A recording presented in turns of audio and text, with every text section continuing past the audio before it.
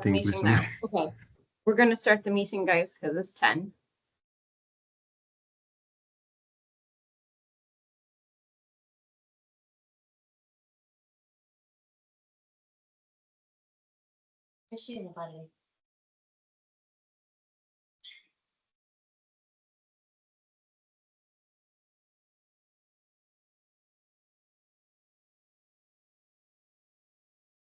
Good morning, everybody, and welcome to this West of England P&I Club webinar.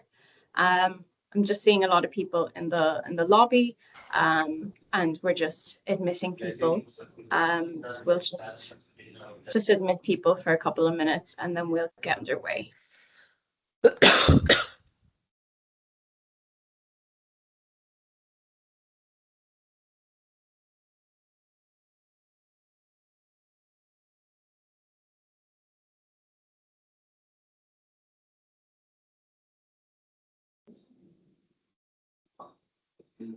Oh yeah, we've got an urgent claim going on with Abdul at the moment. I could just remind attendees to maybe silence your if you don't need me, silence your microphones. That would be great. Thank you.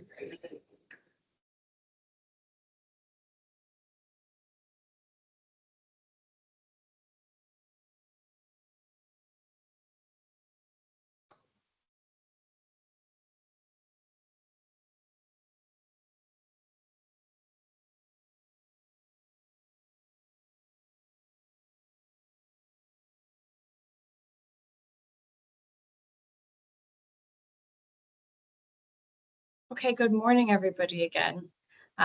Welcome to the West of England P&I Club webinar on the human elements reimagined, evidence-based approaches to reducing risk. My name is Emma McCarthy. I'm a loss prevention officer here at the West of England. What does that mean? That means I'm an ex-mariner.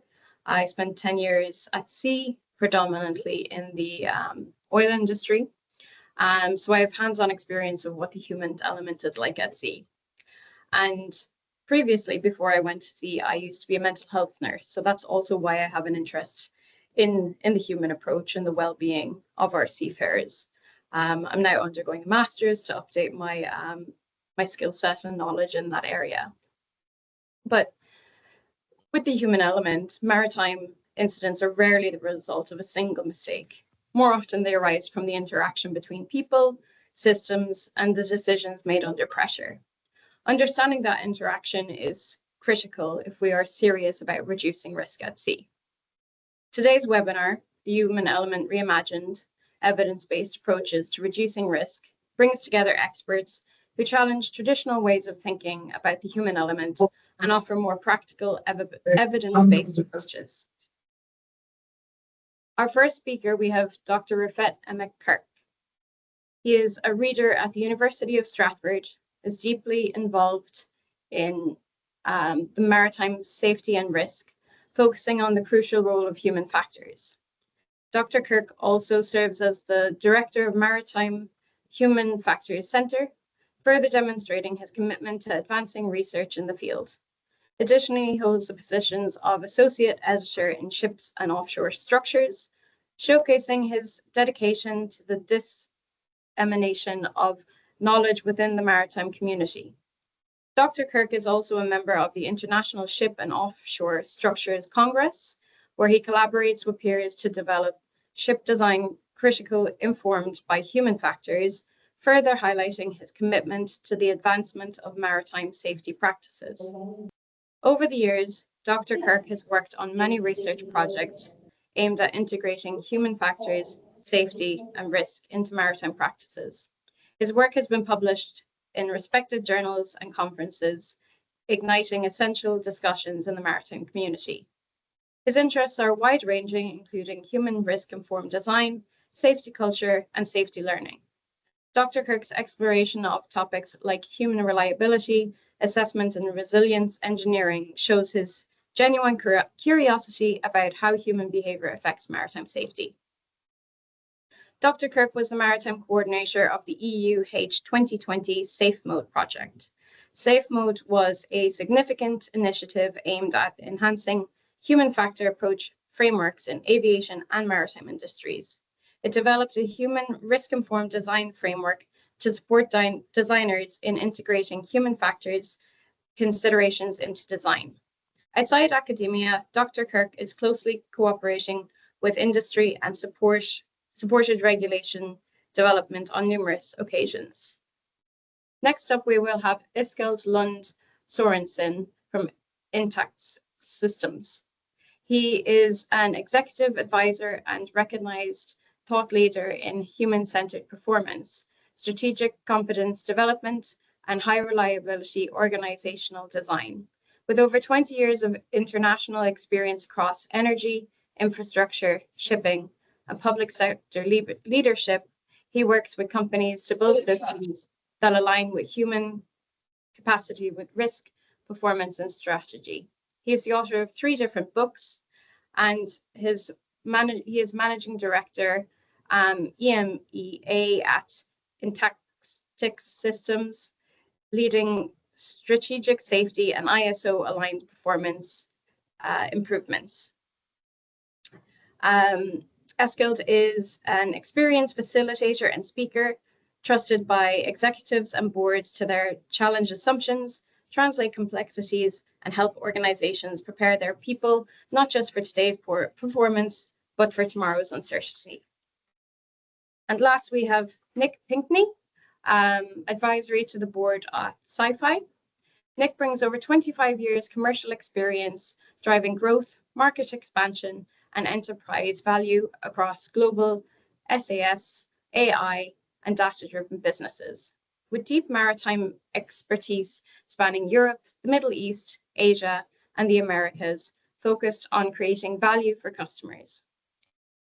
His background supporting owners, operators, and charters while working in various management positions for Inamran, Wärtsilä, Makura, and Kuava provides a natural platform for further supporting Sci-Fi with GTM and strategy. The human element and better supporting the seafarers is what drew Nick to Sci-Fi. Whilst AI and big data is well established in supporting equipment and operating practices on board vessels, it is apparent that the opportunities to apply similar technologies to crew welfare and human behavior side and considerable. From risk mitigation to improving processes on board and increasing satisfaction and retention across seafarers, the opportunities for enhancing the human element factors are sizable. In his spare time, Nick can be found mountain biking with his daughters in the gym and escaping to the south coast of the UK for windsurfing when the wind is favourable. I will hand over to Dr. Refresh. We will go through the 3 presentations, and afterwards we will have a Q&A. If you could please use the Q&A section for the questions and not the chat, and we will get back to all of your questions if they're not answered throughout this presentation. Dr. Refet Emek, over to you. Thank you. Thank you very much, Emma, for the nice introduction. I didn't even know that I had so much in there. So it was a good reminder. Thank you. Hello, everyone. My name is Rafet Emekkurt. As Emma introduced, I am the director of Maritime Human Factors Center. And I will be talking you today about a brief introduction about the human factors in general, and then I will also explain when is best to apply human factors in design and operations. And then I will proceed into Shield taxonomy introduction, which is a quite successful taxonomy we use. And then I will also explain the opportunities that AI create for us to improve safety learning. I want to start my talk by presenting the question, is human factors a common sense? Because this question is quite common to hear in maritime. I've been challenged various times that we can just be having common sense and address human factors issues. Let's do a reality check first. In reality, design and operations are disconnected in maritime. Designers are not human factors specialists. They don't know human factors, but moreover, they also don't know how ships are operated most of the time. So they won't be seafarers. And operational complexity is often not well understood. So you would design for work which was prescribed, not design for work is actually done on board. And the consequence of this is We have inconsistent design decisions in the first place. We have lack of standardization for different for the same problem. We have different solutions which are not effective, and then systems rely on the assumptions about the human behavior rather than the actual behavior expected. So it is consistently proven that viewing human factors as a common sense leads to neglecting critical design and operational factors that contribute in accidents, which is something that we want to avoid. And we know human factors are not common sense, but I want to first explain this situation with an example. So here you are seeing at this slide City of Rotterdam and Primula Seaways vessels collision case.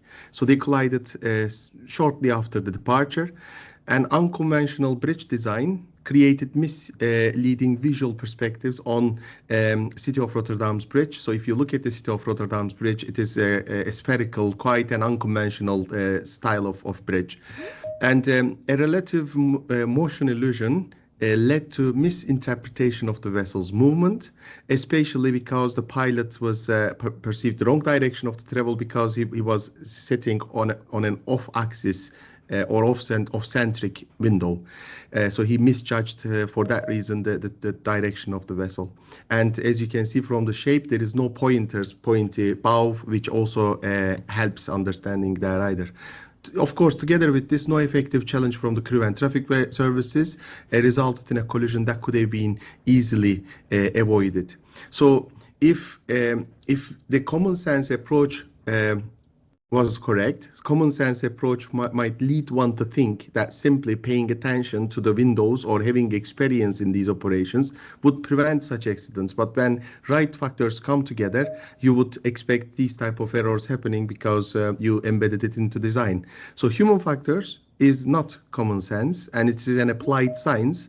And when it is not integrated into early design, this can be design of operations, design of systems, not only about the design, physical design. If we do not integrate human factors, then we create systems that invite error rather than prevent it. So what is human factors? Human factors is a multidisciplinary approach, comprises of ergonomics, psychology, physiology, and studies how humans interact with other people, systems, tools, and equipment and working environment around them, surrounding them. This applies to, as I said, design, training, operations, organizational culture, anything. And the main aim of applying human factors is to make systems safer, easier to operate, and also more efficient. So in the maritime sector, current perception about human factor emphasizes more the technical skills of seafarers, which is through training and formal education. So we believe performance is achieved through the technical skills. But in the real world, and especially more importantly today's maritime, we have soft skills that are impacting on the human performance. So we have seafarers will rely increasingly on soft skills such as situational awareness, decision making, communication, coordination, human information processing, if more than they already do. And then we have also drivers of performance, which are organizational factors, tools and equipment, working conditions, task complexity. These all impact on the performance of operators. A human factor science is there to consider all these factors to achieve safer and more efficient operations. And we know that nearly 80% of accidents are somewhat attributed to human factors because human is in every operation. But research in safety science identifies that most accidents occur due to complex interactions between human behaviors and poorly designed systems rather than purely carelessness or oversight. But if we look at the outcome of not applying human factors, if we neglect human factors, we create circumstances that can promote errors. And if you look at such examples here in this slide, unlabeled and similar looking equipment, similar valve with different functions, for example, or complex tasks with poorly written procedures, work in uncomfortable spaces such as confined spaces, manholes, operating numerous controls and sensors simultaneously such as DP operations, fatigue when carrying out high alert tasks. These are all the conditions that may contribute into development of an error. And you can all accept as maritime professionals, these are all factors that already exist in our ships as well. So I don't think we are unfamiliar with these conditions. So these can contribute in accidents, and these then can have catastrophic outcomes. Understanding these drivers properly, drivers of human performance properly, will become more difficult in complex systems. So we will need more advanced approaches to apply as well. And it is important that we start applying these human factors approaches at the design stage, not only when designing the vessel, but also designing operational procedures and everything that we do. Aim is to anticipate the problem and change the design for better and to prevent major accidents and reduce cost. So the challenge we face at the moment is safety data analysis only, safety data analysis only scratch the surface of the human factors issues. There are too many languages, methods, and taxonomies that exist, and there is a lack of strong safety culture or lack of trust that kind of creates a barrier for reporting.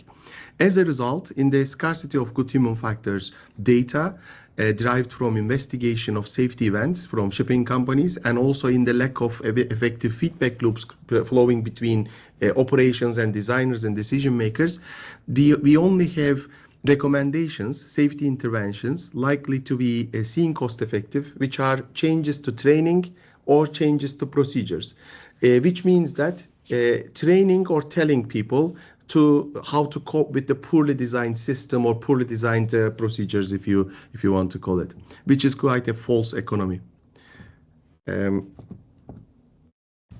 So all these issues will become even more important due to rapid transition maritime is going through at the moment.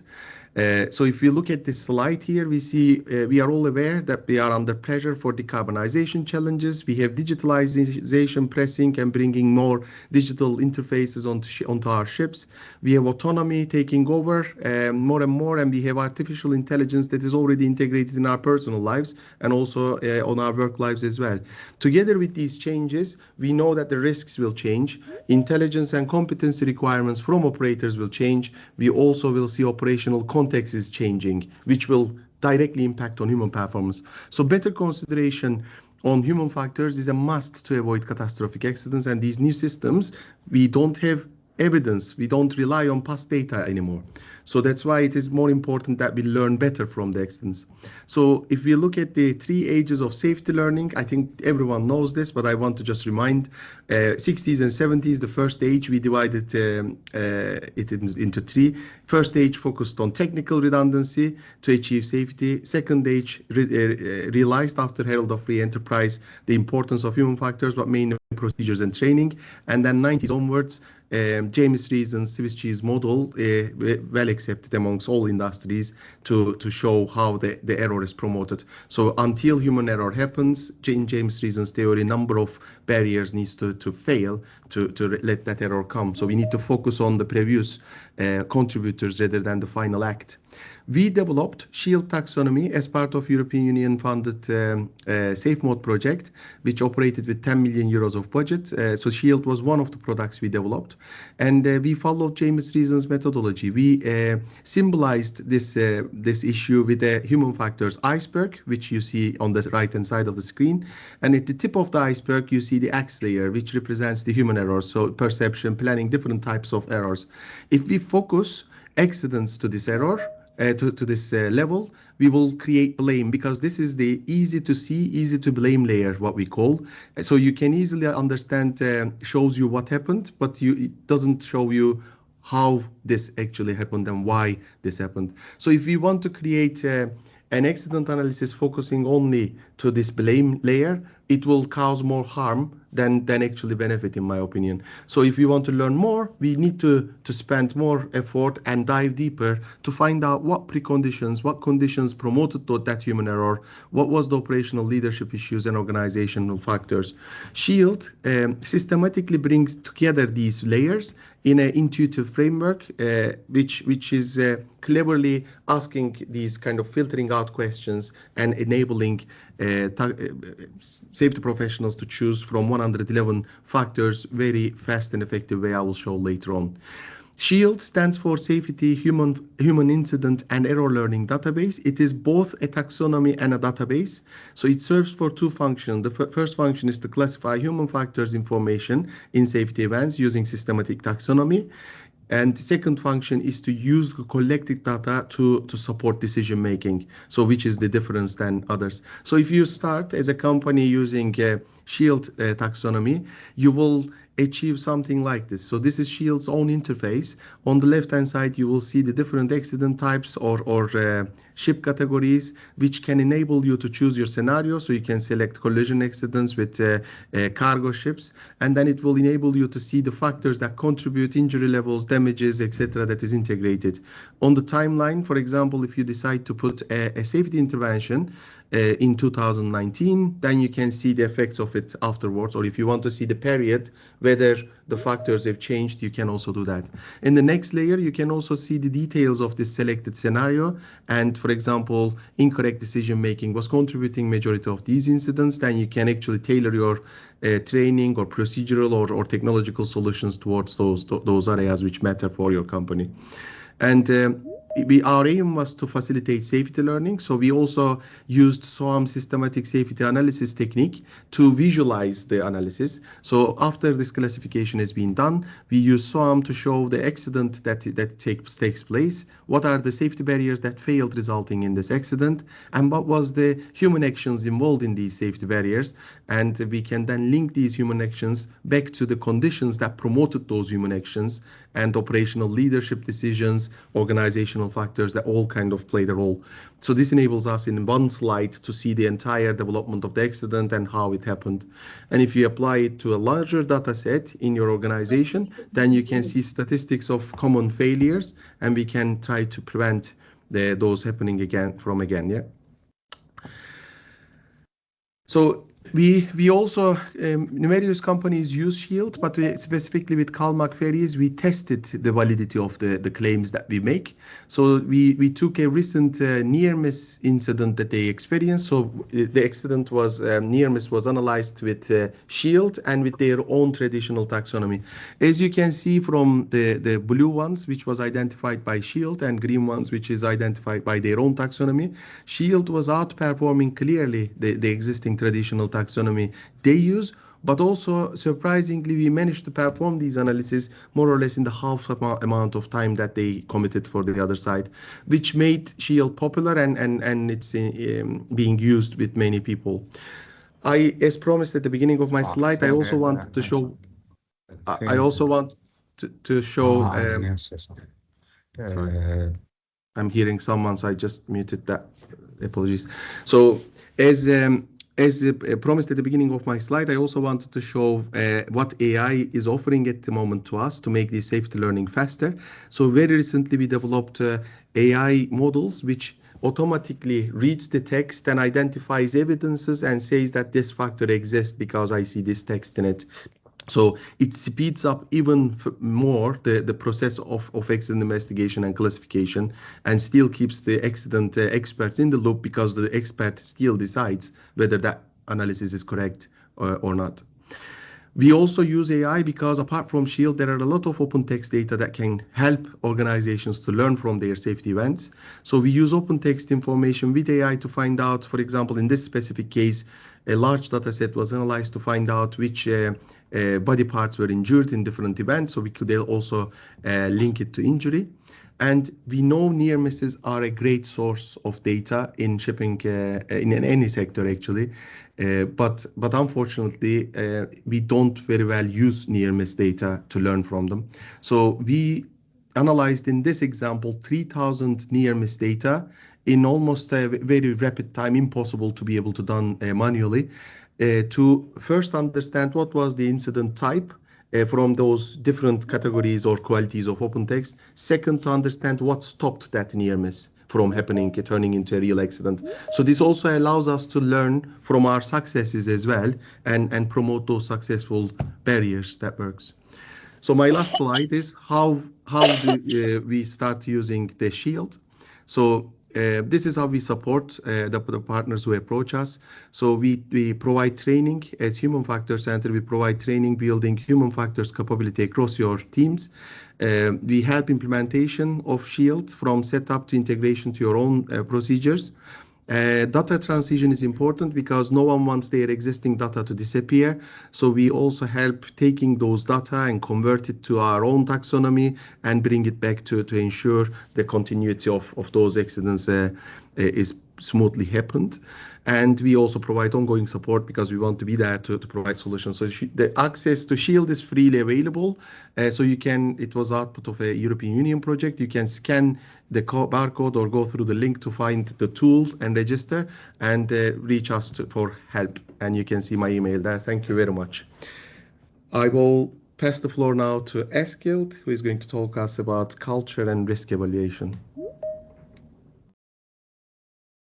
Thanks a lot, Dr. Rafet.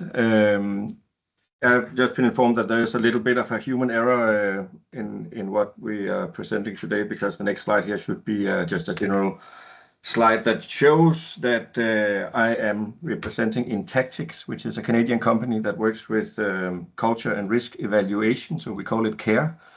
That's a methodology that uses safety and human factors into how we assess whether a organization is capable of working with risk. So not only how they have been working, but also how they will work with it in the future. And that's what I'm going to be presenting now. So why is it that this matters? Well, I think Dr. Rafet gave a very good insights into how human factors influence all the things that we are doing. You can say we have all these documents in place. We have international standards. We have best practices from IMCA and other places. And I mentioned IMCA specifically because I will present some findings related to an IMCA member and the way that human factors influence how we see an organization on paper and how they actually work in real life. And again, why does it happen? Yeah, because the structural exposure is invisible and we basically don't look at it. And the reason why we don't do that is because we have become accustomed to a certain way of thinking, and one of them is that it's if we hear from boards and from the C-suite, they will always talk about compliance, but they're talking about legal compliance, and as we know, legal compliance is 20, maybe 30 years behind, which means that if you're legally compliant, basically you're operating as best practice 30 years ago. That's like driving a car, looking in the rearview mirror, and then hoping that you will get where you want to go. And then there's the surveys. You don't get the exposure detection. First of all, just the fact that people know that they're being surveyed will change their behavior. And we know that also from quantum mechanics, where we learned that light can be both a particle and a wave. But we also found out that if we look at light, then it actually changes behavior. And that's the same with people. We know when we are being observed, and when we are being observed, we do things differently. And then the most key thing here is that we don't detect drift when we do a survey. We go out and look at whether we have compliance with the rules that we have set up. Icebergs, there's been a lot of talk about Greenland the last couple of months. Rafet had icebergs. I have it as well here. So this is the model overview in one picture. I will get into a little bit more granularity in the coming 5 slides that I have. But what we know is that the performance of an organization is 15% on the technical side. So that's all the documents, and it's all the things we've written down. It's all the procedures and all the posters and things that we say that we want to do. It gives some guidance, but it's not what is actually done. So the 85%, and this is backed by thousands of investigations done by both Tripod and other of these well-known international methodologies for examining things, is in the socio-technical interactions. You can say everything is human error because somebody made a decision at some point that set us up for either success or failure. So everything is related. So when things go wrong, somebody made a mistake at some point, if we look at it in that perspective. But overall, we are acting in a system that's supposed to be set up for people to work safely. We work with 3 core elements we have taken from the high reliability organization. So that would be airlines and nuclear and spacecraft. So we work with mindfulness to risk, and this is linked to psychological safety. Do we speak up? Do we speak up about the right things? And do we actually take action on when this happens? So not just near misses, but also observations of underperformance of the system. Do we understand why the system set people up to be in a situation where they could be harmed? Organizational learning, is it only when Brian is at work we know how things are? Or is it something that's ingrained into how we do? And if we look at airlines, all the training and all the focus they do on competence is based on ensuring that the base layer or the fundamentals of what is done is safe. And then we teach people to ensure that they can fail to safe. And we cannot fail to safe if we don't understand why things went wrong in the first place. And that's often an issue when industries come out with what they call best practice. It's not best practice. It is some kind of a political work that lines up with this is how we believe it could look like, and nobody got offended, but we also didn't really learn anything. And that is an issue because we lean to best practice, but we also forget the context that that best practice was presented in. And if we don't do that together, we will end up failing again. And then the last thing, we call that sensitivity to operations. And that means that if you do a corrective action, do you actually change the risk to a lower level for the people that are in the line of fire? Or do you end up doing something which might even be worse than what it used to because you didn't understand the context? So what we do when we do the evaluation, as lined out here on the left, is that we evaluate all work, not just normal work, not just when incidents happen, but everything that's done. And then we measure the system's ability to handle the variability because things are never the same. We can do the best work we do when we do a job safety analysis or a risk assessment, but it's only perfect in that specific context that we set it up in. And then we're looking at how the weak signals are accumulating before failure. And I will use an example from trucking. So this is an organization that has a lot of trucks that are driving around in North America, similar to a captain on a vessel that would be able to interpret what's going on and make sure that people are safe. Then the driver of the truck is the one that's responsible to get the truck safely where it needs to go. And they drive around with anything from non-toxic stuff to, as you can see here, chemical tankers on the trucks. Low total recordable incident rate, so very little reporting of people getting injured. COR, that's a Canadian, it's called Certificate of Recognition. It's similar to ISM or ISO, so it's a standard for how a management system should be set up. Super beautiful, 94% compliance. Approved in different kinds of external programs. A lot of safety awards, everything was going well. And we also remember on oil and gas, we also have that. We gave people cake or things for having had no injuries for a long time while they were hiding why things actually got or were waiting to explode. This makes structurally vulnerable organizations because we believe that everything is fine. And with Reimagined, we got engaged with them here because they had a warehouse that exploded. There was 9 people inside the warehouse. They were working on a tank on the truck, and then it exploded. None of them got killed, but obviously they got seriously injured, and it drew a lot of negative attention to the organization. And then they called us in to help them find out what it was that they could do different, because as they said, we're doing all these things, but apparently we were still blindsided, and blindsided is something that often happens. This is a summary of how it looked when we got in, which is the upper number. So you can see we measure in a total, we call it HRO safety culture maturity. Overall performance of their system was 14% on our scale. Mindfulness almost non-existent, so they didn't report, and when they reported, nobody really reacted to it, because many companies have this culture that it's important to report a lot, and that means that all the significant information often drowns, and therefore we spend time on figuring out what it is that we should do instead of reacting on the things that needs to be done something to.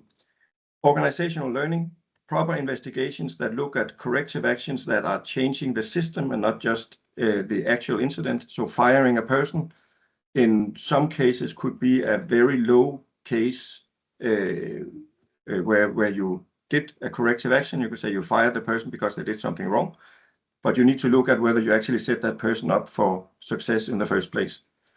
Sensitivity to operations, did they have the critical inventory, as we call it? Did they have the overview of all the critical tasks that they were doing? and did they have competency verification in the field, making sure that people actually did what they were supposed to do when they worked under pressure, when they were a little bit behind schedule, when they had to deliver to their clients. And then they had, so you can see here, 144 serious injuries or incidents a year. And that's quite significant, right? That's 3.6 a week. So that's quite a lot of serious injuries that needed to be avoided. So we worked with them for several years and got them understanding our methodology. So we teach people how to do it themselves. Mindfulness, up to 60%. Organizational learning, now they actually do relevant investigations with proper corrective actions. Sensitivity to operations, they know where the risks are, and they got their performance to match that. If we see an organization where the numbers on the performance is green and everything looks happy, when the numbers on the left are red, that means that it's just an incident that's waiting to happen, like we had with Reimagined here. Conscious of time, as you can see here, there's some numbers. They saved a lot of money, but they also improved how they actually operated things. And our good friend here, Bill Marshbank, or the Trimax Chief Operating Officer, he learned something and he became our champion in the organization, ensuring that we anchor safety up where it needs to be, where the people make the decisions. This is, I have this slide and then one more slide. This is a view into why it is that we do what we do. So this is an IMCA member. It was a client that called us in to make an assessment on why it was that when they had vetted them through their supply chain system, everything looked really, really well. So the audit score here, 82% effective. The client had developed 120 questions on top of ISM and ISO and all the other good guidance practice to ensure that they understood whether they would be working safely. And then when they got to site and started working, everything was basically out the window. We can demonstrate that, and we did demonstrate that with our care methodology, where we could go in and look at, so they had a competence management system, but nobody had access to it. And when nobody has access to it, then it will not be able to have any influence on how you do operations. So if you only do audits where you look at the 15%, do you have the right paperwork? It could be written by AI. It can look super beautiful. That does not indicate whether a company, when they come to site and work for you, are able to work safely or predict, or we would say forecast, whether they are able to handle the risks that are coming tomorrow with the changing conditions that we have. And this is the final slide before I hand over to Nick. So you can say a traditional view of how things are done when we measure whether organizations are working safely is something that relies on stuff that happened in the past, but does not give an indicator of how things will be in the future. And what we look at when we do our evaluation is that we ensure that we understand whether the system is set up for safety and for working with risk in the future as well. So therefore we can forecast performance. So we look at structural exposure and not just the ambition or, you know, the big words that comes out of the campaigns and from top management. And that's it for me, care, culture, and risk evaluation. I will hand over to Nick from Sci-Fi, and I will be looking very much forward to enjoying his presentation once again. So Nick, the floor is yours. Great. Thank you very much, Eskild. Fantastic. So in terms of from Sci-Fi's perspective, we're going to look at reducing risk, but by better understanding and managing the human element. So actually with the individual seafarers and seeing how you can support them ultimately to reduce your risk. So I guess the first question is, why bespoke human element data? Well, I think the numbers here speak for themselves. Over the last 3 quarters of all marine accidents involve human error, which is pretty sobering thought. Therefore, it seems logical that continuous data, human factor data collection makes sense in order to spot issues early So you're able to prevent these escalating into larger issues.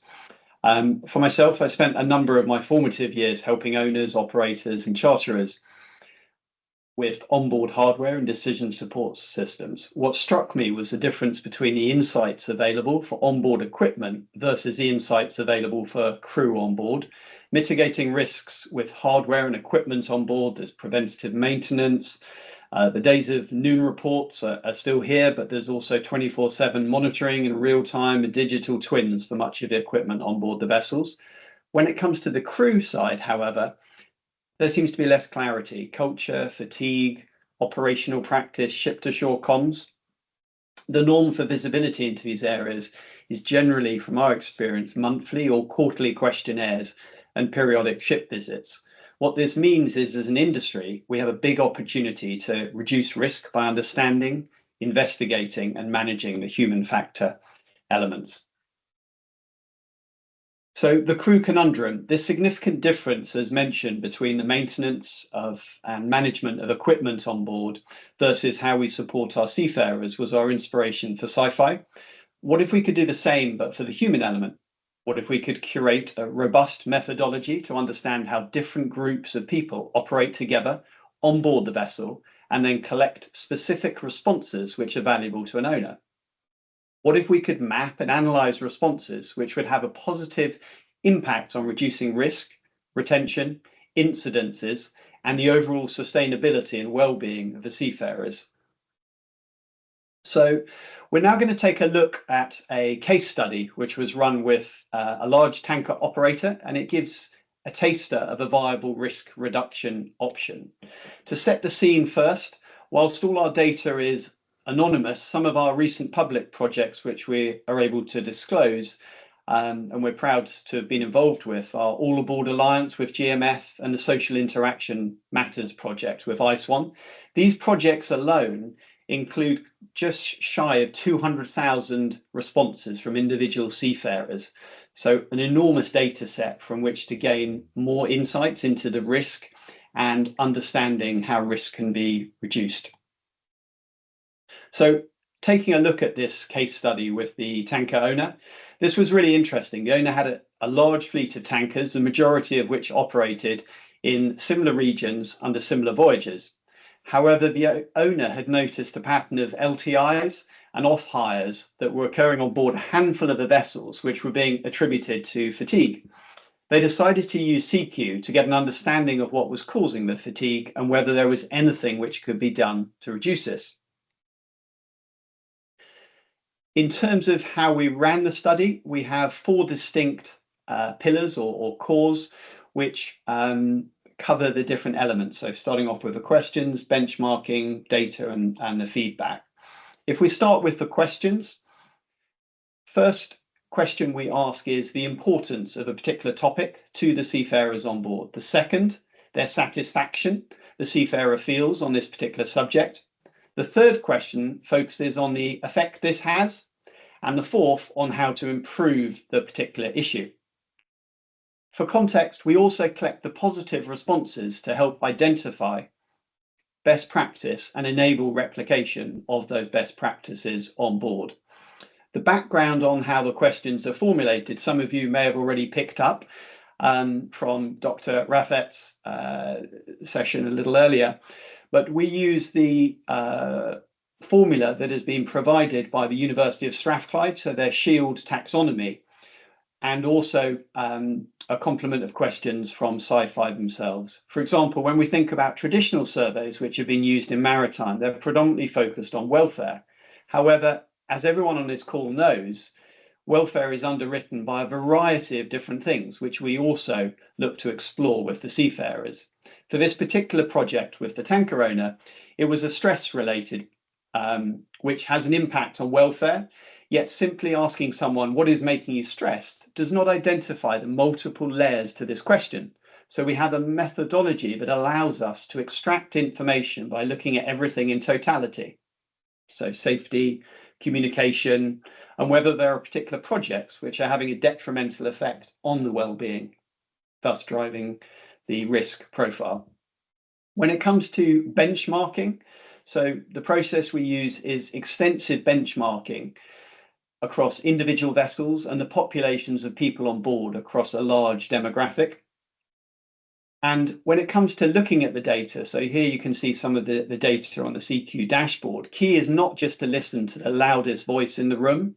As managers yourselves, you will know that it's very important to take a consensus, a generalist view of what is actually happening. So our ability to benchmark not only the vessels, but also collect and analyze population data.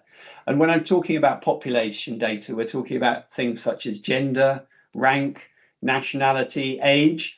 These are extremely valuable when you have vessels which are identical in trade and age, yet perform differently.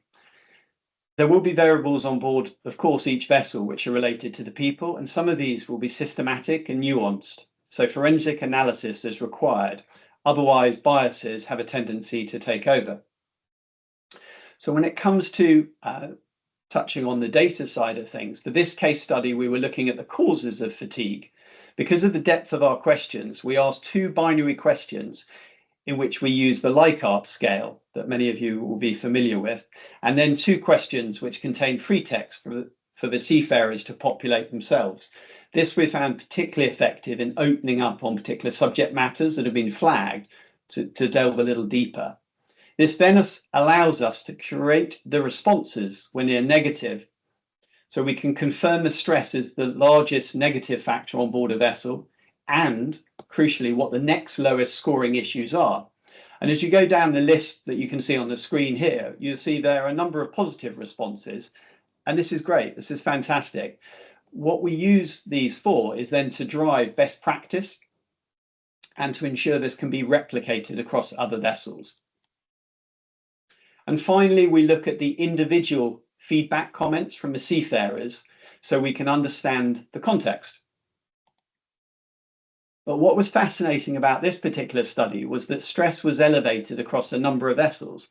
And what was found with those vessels in particular was that excessive paperwork, visitors, noise, and distractions were causing fatigue.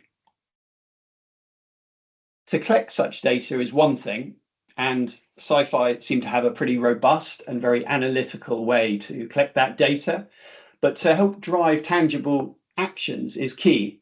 As such, what we do is we provide regular check-ins with the client, and we also feed back to each individual seafarer, providing comments from the owners on what they're looking to change to further support the seafarers and drive down that risk.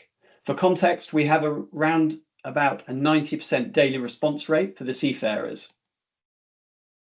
And in terms of the results, so closing the loop on this case study, what was found was that distractions on board were causing mental overload for a group of vessels.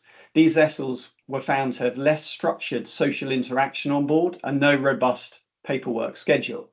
So the action, in terms of what was done to resolve this, the action to reduce the risks related to LTIs, incidents and off-hire was relatively easy for the owner to implement, as you can see on screen here. And the result? Well, the result was reduced fatigue, reduced risk, and less off-hire performance-related claims, which certainly the owner was delighted with. In conclusion, rather than the traditional view of monthly or quarterly ship visits and yearly or twice yearly company surveys, which often result in a more reactive approach, there are options in the market to support the seafarers and the risks they're exposed to, but from a more proactive perspective. So taking this proactive approach to where the greatest risks lies from a human factor perspective, and to ensure they are aligning with the values of the company. The benefits? Well, the benefits of this is that you build a better rapport with your seafarers, they feel more valued, heard, and they work more efficiently and effectively, ultimately reducing risk and driving retention. In terms of what does the system look like, you can see on screen here a mobile phone. Well, all of the messaging goes directly to individuals on board the vessel and their devices. We found that this simple process actually has a very powerful impact in that people open up in a way that is quite surprising because it's their personal device. And as mentioned, we've had very good adoption so far from those owners and organizations that have rolled this out. But this is how this the system works. And you can see here as we go through, messages come through using the different scales. They can 1 to 5 rate it, and then we go into the deeper elements as mentioned. Thank you very much. I'll now hand over back to Emma. Thank you.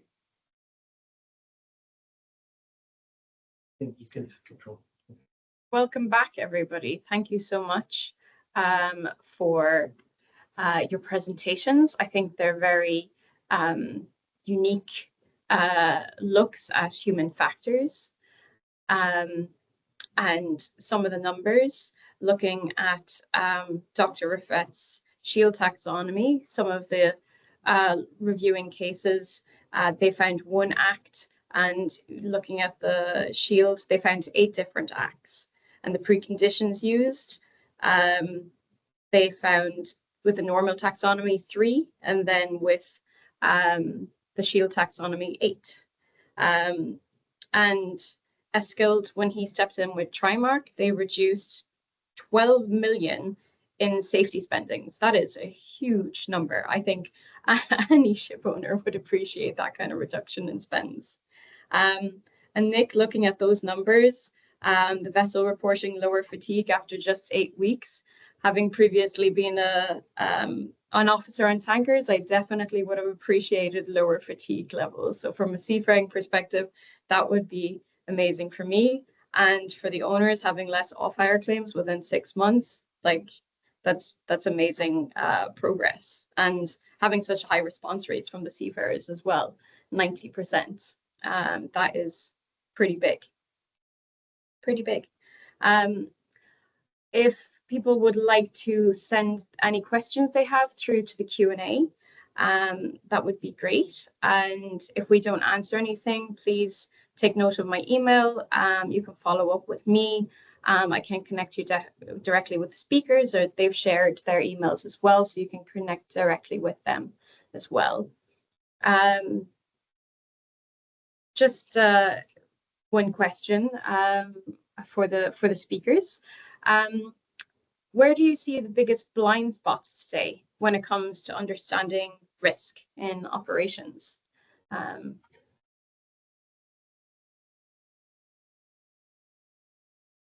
If anybody would like to take that or start with that, that would be great.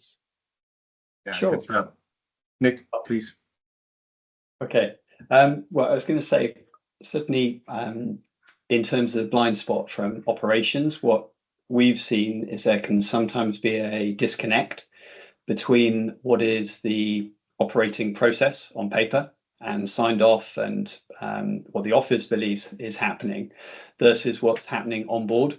And we've seen a number of occasions where the questioning that we're providing to the seafarers, they've responded, small issues have been flagged up, and then we've been able to clarify in this exact subject area that what's happening on board is slightly different. And there are various reasons behind that, which we're digging into using that framework that Strathclyde University that Dr. Raffet mentioned, but we use that methodology to dig into those details. So that's from myself, but Eskild, your view. Yeah, but you can say work as imagined versus work as done is a key thing, right? We believe. So what we usually say is that it's not what we don't know that gets us in trouble. It's what we believe is true, which just isn't so. And that takes away completely curiosity. How is things actually done?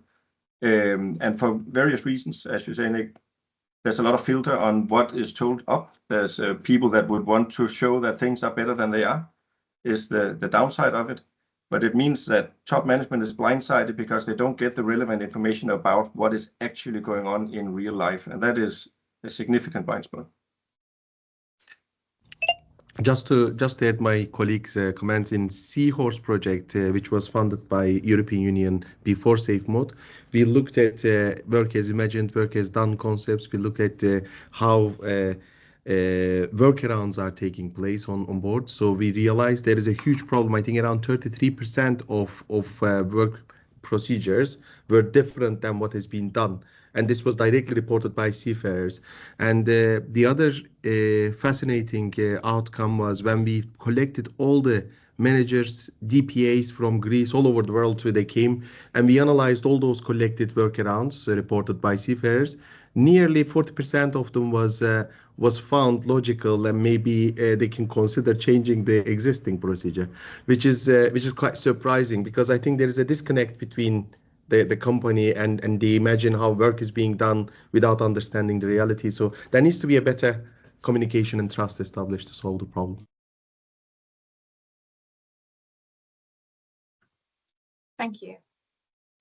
We have one question directed for Dr. Rafet. How do you define situational awareness or complacency to seafarers? I mean, I think the question is more like it is difficult for them to understand or take over these concepts, because otherwise I think complacency is obviously routine overconfidence, and situational awareness is to basically understand what's going on around. But I'm not sure if the who's that? Sorry, Rich is trying to say it is difficult to pass these kind of concepts to them. That's true. So I think we will need a little bit more effort. So purely expecting people to understand the terminologies is not going to happen itself.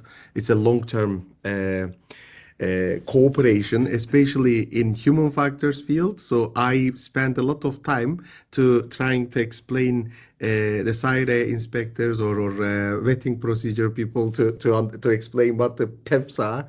So if you basically say perception error, if you say decision error, that we are sometimes not even able to understand the differences between these type of error types, and forget about when you come to the actual preconditions and I've seen, for example, for every safety critical mistake that has been made on board, it was chosen to put risk perception of person was the cause.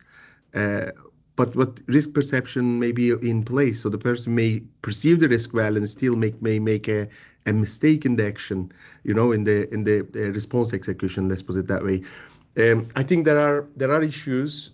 That's why it requires to implement these things properly. It requires a good level of training and knowledge enhancement, and we are happy to support that, of course. I hope this answers this question.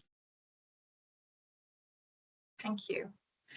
We have another question from Emin Aves. Forgive me if I'm pronouncing that incorrectly. And I've been asked to ask about language barriers and communication skills in relation to human factors, I gather.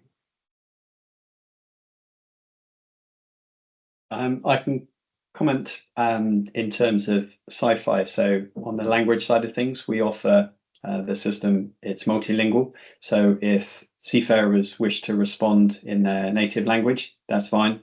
The data is still processed, and I think that's a key element to make sure you've got these different languages coming in, but then you've got a coherent single view of what's actually happening. So certainly that side of things, we want to be considerate and take into account that English is not going to be everyone's mother tongue, and therefore that's incorporated in. If I can also, oh yeah, please ask you. Yeah, just briefly, I would say that often we mistake the language barrier as something which is between different languages. Even when we speak English, it's definitely a challenge to make sure that the person that we are talking to understand what it is that we're trying to say. And most often that comes from the fact that we don't understand it ourselves. We are familiar with a concept and then we explain it to somebody and then they have to go do it. If we don't understand it ourselves, it's not possible to explain it, and that creates a language barrier in itself. And that's a huge blind side, that we believe that if it is in a language we are familiar with, then it is also easy to communicate. It isn't. I was going to say something similar to Eskild. I mean, if we think about an aircraft operator, let's say, we rely on our perception. So we look at what's going on around, we process the information, and we may come up with a decision, and then we tell our body to take an action to solve this problem.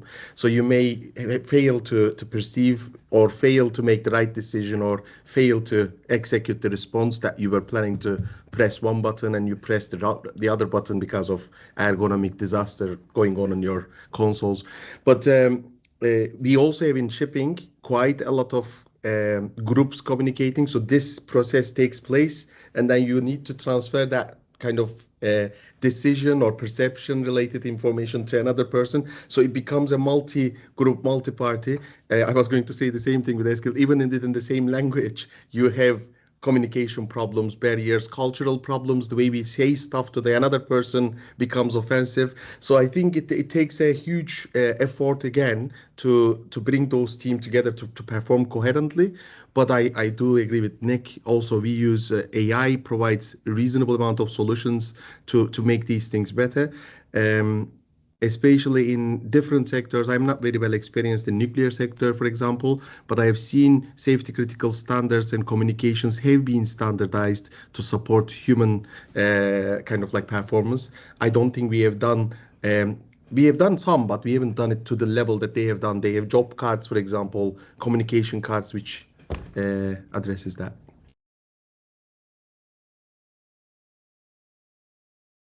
I would just add, Emma, when it comes to onboard communication, I think understanding the mix of individuals, so rank, there is natural biases and a different way of approaching things, whether it's different nationality, age, rank. So these elements also need to be taken into account.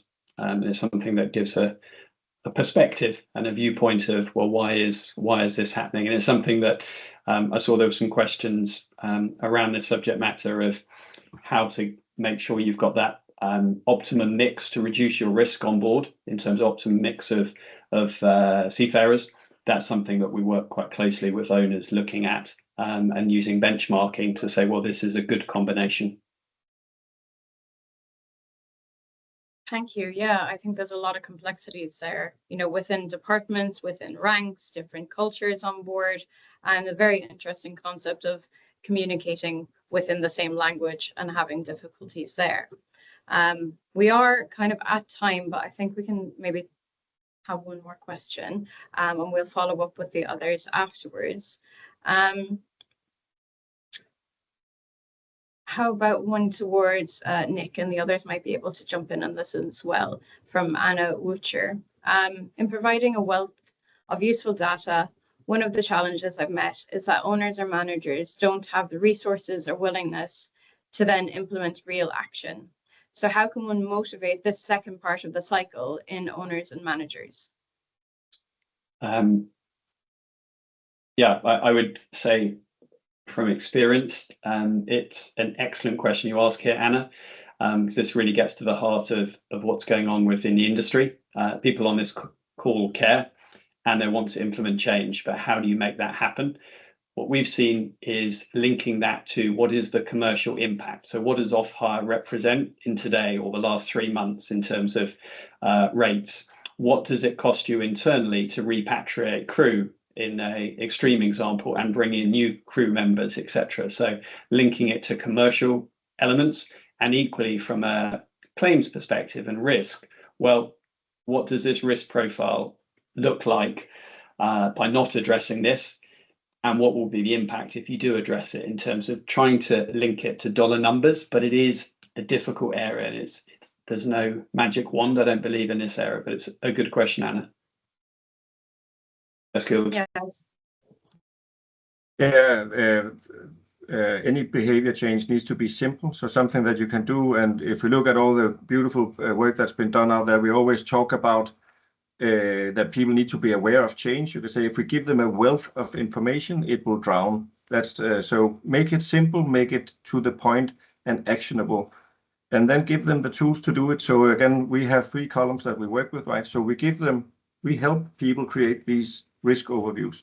We make sure that they understand what does a investigation that works well, what does it encompass, what does it have to do, and mindfulness. You could say making sure that people talk about what they need to talk about. That's 3 very, very simple things, and it can be measured, and we can keep an eye on it. Say, but are we actually talking about the right things? But we're talking about a lot of things, and we always have this in safety. But I've done all these things, but they don't have any impact. We can see that on any statistics over the last 10 years. Everything that came out of safety 2, it's a nice concept, but it's not put into action. So if you want to make a behavior change, make sure that you know what change looks like, and then give them the tools so that they can actually do what they need to do. Thank you. Yeah, I think Nick, as you mentioned, everybody on this call, I think, cares, and that's what's driving people in this moving forward. And I think if we all had an unlimited budget, we would implement all of these things to better the seafarers, better the operations. But you know, resources are limited. But I think I've seen from your presentations, looking at the numbers and when things are implemented, where savings are made, how much is made in saves in both money and time. I think kind of investing in human factors pays for itself, is how I would look at that. Yes, Eskils. No, that what you just said there is extremely important, right? And it goes to what Nick and Rafet is also saying. It has a significant impact on cost. So what we do is very, very small and limited compared to the benefits that the organizations do. And I'm talking about all the three of us, right? Very, very small, tiny things that makes very, very clear insights, and that gives a lot of benefit, both from a human point of view, but also from a capital point of view. I think that's the takeaway from this presentation. It's my takeaway anyway. Invest and it will give you the returns. The people matter and we care, and that's why we're here. So at that, we've run a little bit over. Any questions, we'll get back to you. If you have any more questions afterwards, you want to follow up with me or the presenters, please reach out. Thank you very much again, Dr. Rafet, Eskils, Nick, for taking time out of your day to talk about this very important issue. Thank you. Okay. Bye now.